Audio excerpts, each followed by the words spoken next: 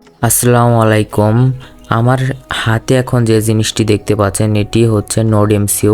এটির মডেল হলো ESP8266। এই NODEMCU সম্পর্কে আজকে জানতে পারবেন। আজকে খুবই শর্টকাটে এই NODEMCU সম্পর্কে আলোচনা করব। তো এই যে NODEMCUটিকে দেখতে পাচ্ছেন এটা আপনারা বিভিন্ন ধরনের অনলাইন শপেও পেয়ে যাবেন। দারাজ বলুন আর যাই বলুন, অনলাইন শপে এটা পাওয়া যায়। তো এইটাতে প্রোগ্রাম কিভাবে আপলোড করতে হয় দেখেন, এখানে যে মানে 101 যে সকেট দেখতে পাচ্ছেন এখানে হচ্ছে আমাদের USB কানেকশন দিতে হবে এবং আমরা যে আরডিনোর যে সফটওয়্যার রয়েছে সেই আরডিনোর সফটওয়্যার দিয়েই কিন্তু আমরা এটি কিন্তু কোড আপলোড করতে পারবো। আর এখানে দেখেন, এখানে দুটো হচ্ছে পুশ বাটন রয়েছে, একটি হচ্ছে রিসেট এবং অপরটি হচ্ছে ফ্ল্যাশ বাটন। এটা হচ্ছে রিসেট বাটন, দেখেন এটা রিসেট বাটন এবং এটা হচ্ছে ফ্ল্যাশ বাটন।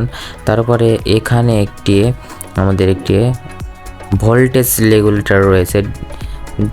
এই যে এটা হচ্ছে ভোল্টেজ রেগুলেটর, যেটি হচ্ছে আমাদের যে মানে ওয়াইফাই যে চিপ রয়েছে বা মডিউল আর কি, ওয়াইফাই চিপের সেটাতে কিন্তু মানে ভোল্টেজের প্রয়োজন, সেজন্য কিন্তু ব্যবহৃত হয়। এটি হচ্ছে মেইন যে আমাদের মানে আমাদের যে ওয়াইফাই যে রিসিভার করবে বা ট্রান্সমিটার বলতে পারেন, মানে ওয়াইফাই চিপ আর কি। মেইন কথা যে এটা হলো ওয়াইফাই চিপ। দেখেন এই যে ESP12F, এই যে এখানে কিন্তু এটার বিস্তারিত লেখাই আছে, এটার মডেল সহ এখানে কিন্তু লেখা থাকবে।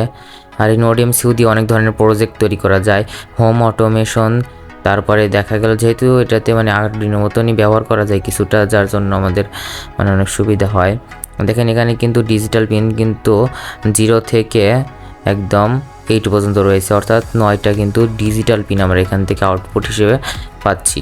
এটা দিয়ে আমরা চাইলে ওয়াইফাই হ্যাকিং সহ ওয়াইফাই জ্যামার ইত্যাদি নানান ধরনের প্রজেক্ট কিন্তু এটা আমরা এটার মাধ্যমে করতে পারি, অথবা আমরা চাইলে মোবাইল কন্ট্রোল কারো কিন্তু এটার মাধ্যমে তৈরি করতে পারি।